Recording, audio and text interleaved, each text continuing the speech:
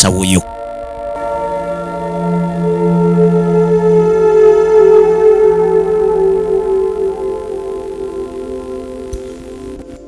Yesu katugenda maaso banaffe aba Real Films Uganda bakuleetedde Locked Out in the Dark oba giyite Abduction etutandika butandisa kaagadi firimu ya Munigi Badenesi Kiza Shafik location manager ate Munigi Badenesi yakoze ku lugero etandika butandisa tugenda maaso Senkumba Waswa abadde ku sound Buyondo Abubekal security Songa Walusimbi water script writer entandikwa tugenda maaso Munigi Badenesi director of photography etandika butandisi baganza ne Lugaba Moshi bakoze ku welfare iranga Mbiru Richard ye mutegesi wa filimu eno etandika natugenda maaso tulengera ekibuga Kampala mwetuwangalira buli muntu wakeera okulekanya avewe agenda abeeka engeri gyayiiya nanti bw'otayiiya enjala ebejja kuluma mpaka ku lukuusi ekibuga bwe kitwe kifaanagana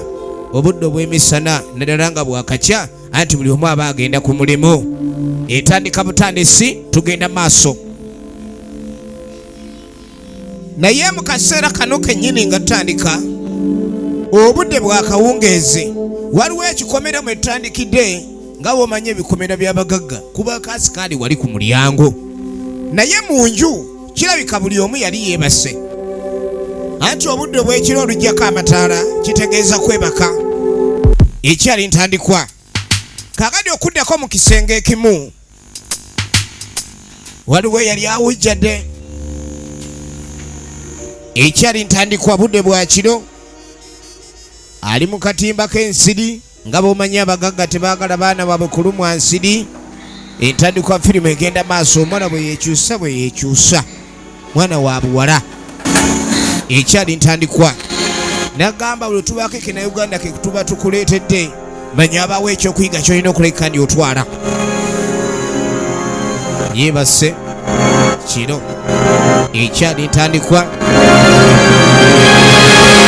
era tuli mu bufunze kaakati waliwo essimu eyavuga n'emuwawamula kiro ennyumba gye tulimu erabika okuba ni nnyiniyo be bano bagamba ayinamu ku ttooke enjogera ennaku zino nga bwegamba naye ayinamu omwana ow'obuwala ye mwana ono gwe tulengera tuli ku sayidi y'ekisenge omwana ono gy'asula tetunaakumanya mu nnyumba eno asulamu na bakadde be abantu bonna bamuyinako obuvunaanyizibwa be baani essimu eyavuga yasitukirawo ekyali ntandikwa oba kaliwo akanankola sakenda akanankola ng'asooka gyeyo bupati engoye ezirimu ebika waliwo ezisinza Mukama ezimutya ne wabaawo ez'obupati ne wabaawo ez'obupati ezapatayiza obupati apatayiza kati ng'asooka asuulamu akapati kwegamba akagoye k'oyambala ne katandika okulaga ensalo zonna ensalo omuntu osaliza wali era wano oba oyokoma ensalo zonna ekyali ntandikwa anti tugenda maaso ng'asooka anoonyayo obugatto waliwo olusejjera n'enkondomozo enkondomozo yeyo nga tojoyambala ne bakuwulirira mu mayiro eziddako eri nti wali wajja kati asooka n'afuna lusejjera kiro tebampulira nagambye abazadde tuli ku buzibu bw'otalabanga kwe kuzaala omwana n'omuwa ekisenge mu nju gwe n'olowooza omwana we omwawudde kuba kati aba akuze omwana aba alina osula yekka tulengera omwana ono atandise okusoobasooba mu nju ekinyolo akiggula nga baninja zino ekufulunkadde oginyiga n'ekolola ekinyolo kijja okolola tayagala abala mu nju abasigadde babe nga bawulira efirimu eno ekyatandika butandisi tebampulira maama tebampulira ng'agenda yeggulira efirimu egenda maaso ng'agenda yeggulira efirimu etandika butandisi era tugenda maaso. Genda okwetegereza, tewali n'omu alaba, ye naakimanya kaakati ng'akwata nsawo. Tumulabe ne lusejjera ng'atandika kunoonya waafulumira. Yayambadde akapati, n'agambye omuntu oba olina embeera nga oyagala kubaako abantu b'okyankalanya mu ndaba, amatala agagjeeko. Ennyambala eno ekyankalanya nnyo omulabi. Akagoye kayambadde toyinza kambala n'ogenda ku mukolo oguliko abantu abakuŋŋaanye, okuggyako okwambala akapale akayinza okuba kakyankalanya buli alaba. Omuwala kakapale ke yayambala asooba mu nju, kapa eba eyogera. Ensooba gy'asooba tamanyi kapa. N'asooka dda ku kisenge ky'abakadde be asooka awulire oba beebase, oba waliwo okuwagira kwonna okugenda maaso sayidi eri, kuba munne obudde obw'ekiro wabeerawo okuwagira, wabaawo awagira munne buli kiro oba oli awo. Kati agenda okuwulira nga kirabika tewaliiwo kigenda maaso, n'atandika okulayika ng'afuluma. Ekyatandika butandisi tugenda maaso, asoba okufuluma mu nnyumba. Ntandikwa firimu eno gye bayita Abduction, nate nga buli gyeminze nkwereza kaakano tugitandise mulambalamba okuva mu bannaffe aba Real Films Uganda, era twagala tuleeke ku mulundi guno kiki ke batuleetedde, kuba firimu tulaba nzungu nnyo. Abduction ng'afuluma yayita manju. Bannange saasira abazadde, ebiseera ebisinga omwana ayinza okuba nga omutenda empisa naye nga buli kiro afuluma.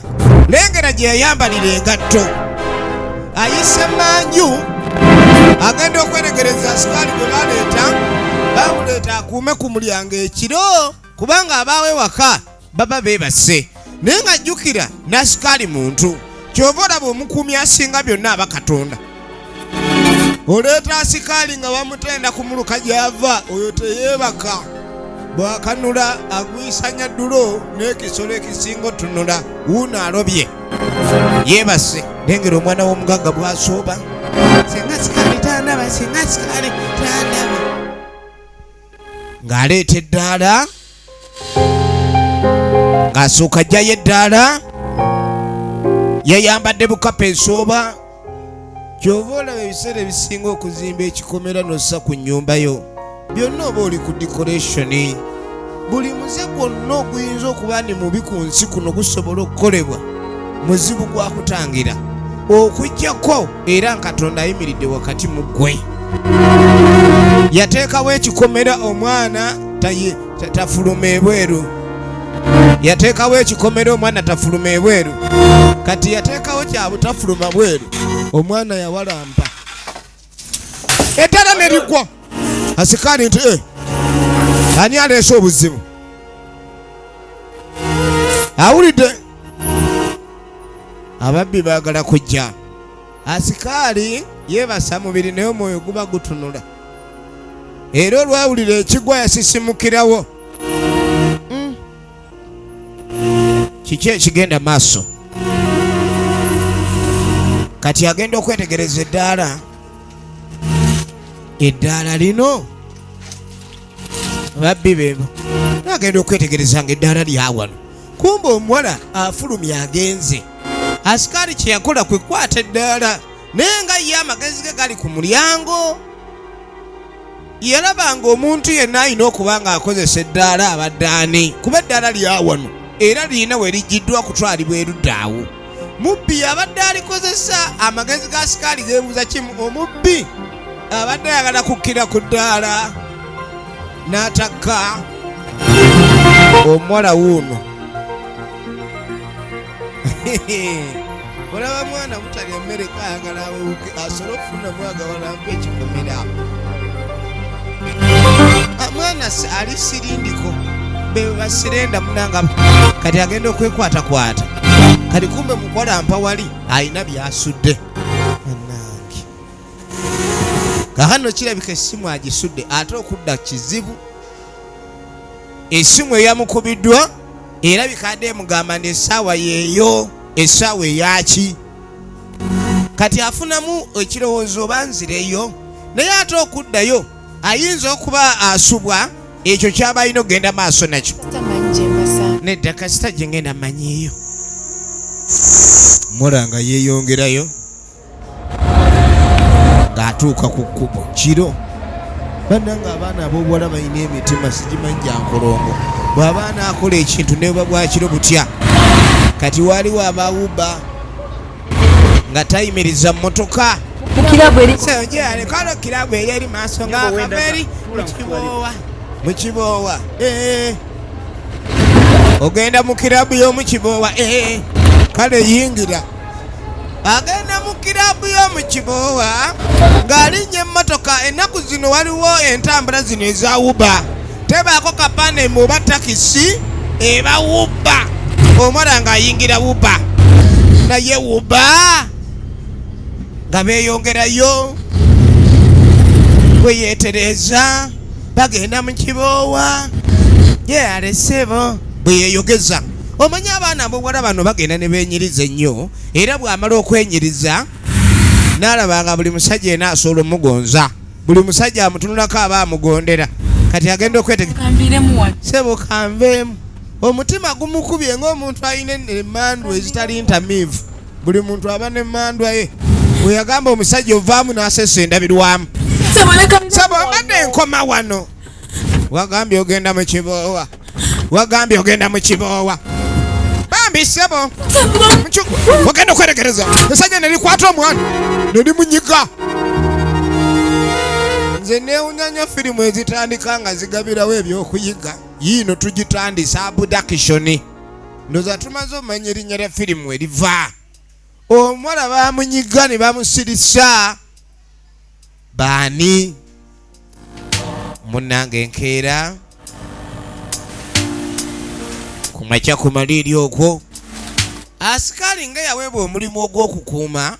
Newe bwakya ku makya emmeeme yali teteredde.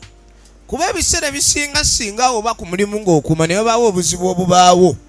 Oyinza okuba nga ogudde mu buzibu singa abeerawo embeera ebateteredde, mukama wo bw'akizuula nti waliwo ebitaagenze bulungi. Kati asikaali agenda maaso n'okukebera, si kuba nti waliwo ekyabuze nga tategedde, kale mukama we najjaamugoba ku mulimu. Yeetegereza. Baabadde baagala kuyingira. Era nno nyongera okunywa akadagala akaziza okusumagira. Nina okwongera okunywa akadagala akaziza okusumagira. Efirimu egenda maaso era twagala tumenye ku mulundi guno ludda wa gye biggweera. Agenda maaso yeetegereza. Asikali. Asikali agenda maaso yeetegereza. Nzimba n'eronde gwerondezi. Ogenda okwetegereza alina kyalonze. Neera wano mba nnonze. Asikali nga y'omuntu ayagala nnyo okukola omulimu gwe. Omwoyo gwe mwerufu naye omubiri mubbi. Bwe baba bakugamba okukuuma ekikomera asikaali, oyinza okulonda mu kikomera kya mukamaawo n'ogamba oli kyerondera, atalonze mu kkubo. Asikaali gwe toba mulaalizi. Asikaali n'alaalira essimu. Era bw'agenda maaso n'okwetegereza ebirowoozo bye bimugamba, wandibanga aliwo eyabadde alinnye wano okwagala okuyingira oba yasudde essimu. Ky'ova olaba n'ekyokulonda yalaba yeerondedde. Nenno n'okulonda smartphone oba mulonzi. Era emikisa gya Katonda gyonna giba ku ggwe. Ekibuuzo kiri nti Katonda n'abanga yakusaako emikisa n'okuume w'abagagga. Efirimu egenda maaso. Eno yeevudde bannaffe aba Real Films Uganda. Omugagga avaayo. Omanyi omugagga omulabirawo omuntu atambula bizike byebiri awo. Aba atambula buli kimu, atambula adigidde alinga sente. Atambula n'avaayo. Abagagga ekibaleetesa abasirikale. Owaayo! Simu n'agikweka. Kyakiri eyo nawulidde ebigwa ekiro.